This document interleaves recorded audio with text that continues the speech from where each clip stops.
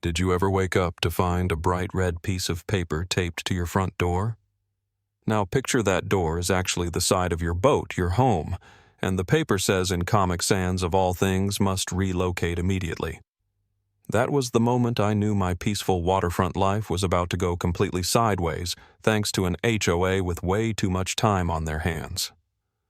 Turns out my perfectly legal, fully paid-for slip at the Marina was interfering with community fishing aesthetics, or whatever phrase Charlotte, clipboard in hand, decided to whip up that day. And let me tell you, Charlotte picked the wrong guy to start this war with. So let's rewind a bit and set the stage. My name's Nathan Ford, 34, and for the past 3 years I've been living the dream most folks only fantasize about during their soul-sucking Monday meetings.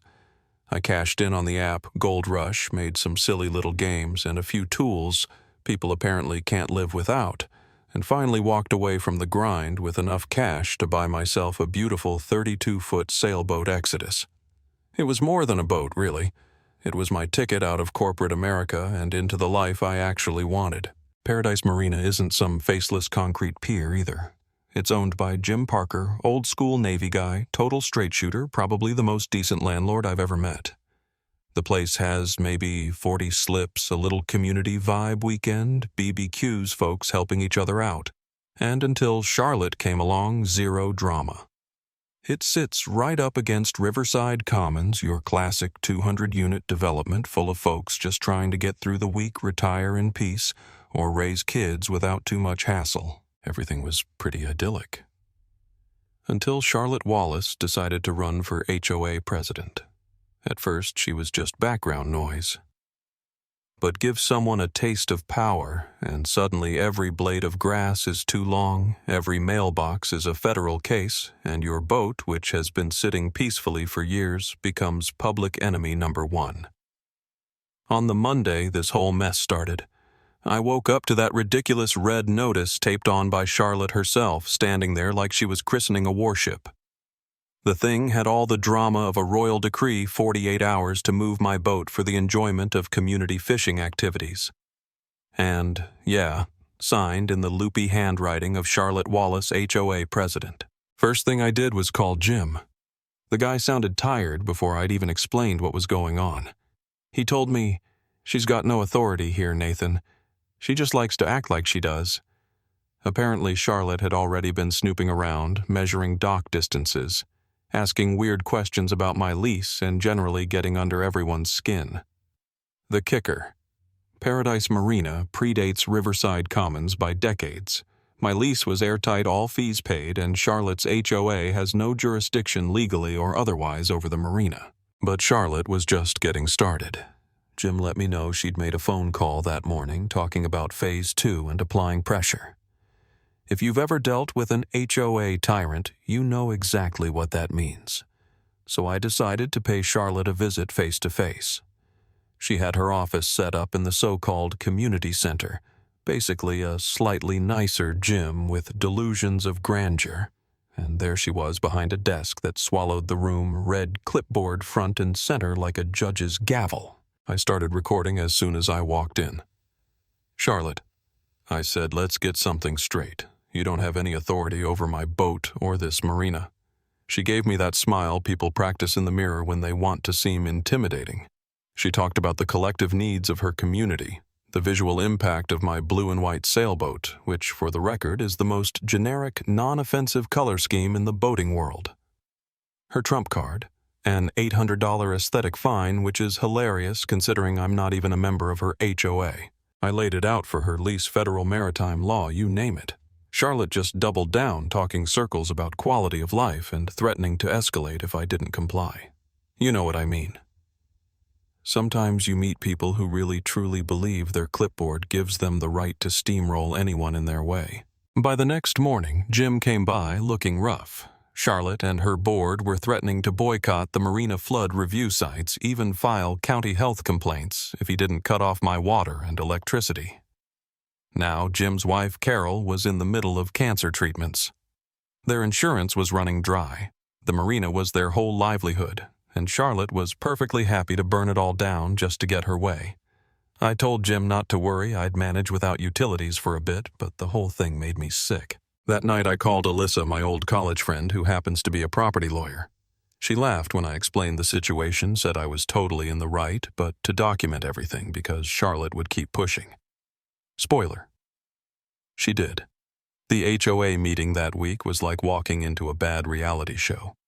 Charlotte at the front riling up the crowd about my outsider boat ruining their peaceful existence. When I calmly explained the law and showed my lease to anyone interested, a few residents actually seemed surprised by the truth. But Charlotte. She went right back to emotion and drama, getting her loyalists to vote for Phase 2, cutting off all Marina privileges and ramping up surveillance. Next thing I know, HOA folks are patrolling the docks with tape measures, snapping pictures, making me feel like I'm in some dystopian sitcom. Charlotte figured she could make me uncomfortable enough to leave, but honestly, it just made me dig in harder. You ever had someone underestimate how stubborn you can be? Yeah, that happened. The real twist, though, came from Jim. Late one evening, he confided that Carol's condition had gotten worse. They needed a $200,000 treatment insurance wouldn't touch it, and Jim was thinking about selling the Marina to save her. Problem was, Charlotte was already poking around asking if the HOA could buy it. That idea lit a fire under me. I started running the numbers thanks to a couple viral apps and some smart investing. I could buy the Marina outright, give Jim and Carol what they needed, and end Charlotte's reign all at once. Jim was floored when I made the offer. He'd stay on as manager, keep his salary and insurance, and Carol would get her treatment. The best part, I'd have full control, and Charlotte would lose any hope of ever strong-arming us again. Alyssa got the paperwork started. Meanwhile, Charlotte went nuclear filing bogus health complaints, organizing boycotts, sending HOA members to glare at me like extras in a soap opera. The health department actually laughed her out the door after seeing my boat's sanitation system. Other Marina tenants started rooting for me, and Charlotte's support began to crack. Closing day was pure catharsis. $720,000 wired over Jim, looking 10 years younger, and the Marina officially in my name. First thing I did was call a meeting, all leases honored, utilities restored, and as for Riverside Commons HOA, their little fishing club and special privileges were done. The applause from the crowd was all I needed to know I'd done the right thing.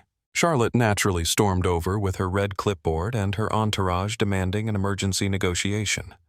I showed her the deed and for the first time watched her face flicker from outrage to disbelief. "You can't just buy a Marina to get around our guidelines," she sputtered. I told her she was now standing on my private property and unless she wanted a trespass charge, she'd better leave. The next 30 days were entertaining honestly. Charlotte tried every trick in the book, threats, bargaining, even attempting to buy back access for $50,000 a year. She went through the 5 stages of HOA grief, while I modernized the Marina, grew the waiting list, and turned the place into a community hotspot. Jim, with Carol recovering thanks to her treatment, threw himself into the Marina vibe, BBQs, sailing trips, and more laughter on the docks than I'd heard in years. The final day, Charlotte showed up to pack up the HOA fishing club gear, all the old members-only signs and folding chairs looking tired and defeated. I helped her load a cooler, told her she could always come back as a paying customer, but if she tried any more HOA stunts, she'd be dealing with the police. She said I was dividing the community. I told her I'd just protected it from a bully. Not long after the HOA held a special election. Charlotte was out. A new board came in, and the first thing they did was apologize and ask how we could work together. So now the Marina sponsors events, offers discounts to residents, and the old drama is history. As for Charlotte, word is she put her place up for sale and moved on, and you know what, I hope she finds a better hobby. The best part isn't the money or even winning, it's the change.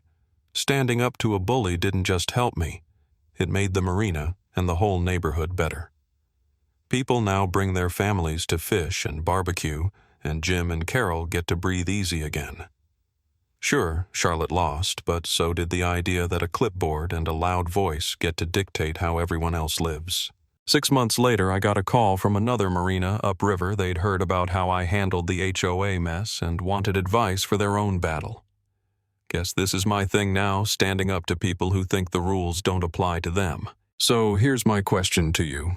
What would you have done in my shoes? Ever dealt with a neighborhood tyrant? Drop a comment and let's hear your wildest HOA stories.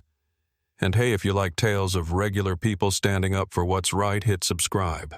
I've got plenty more where this came from. You won't believe what happened next.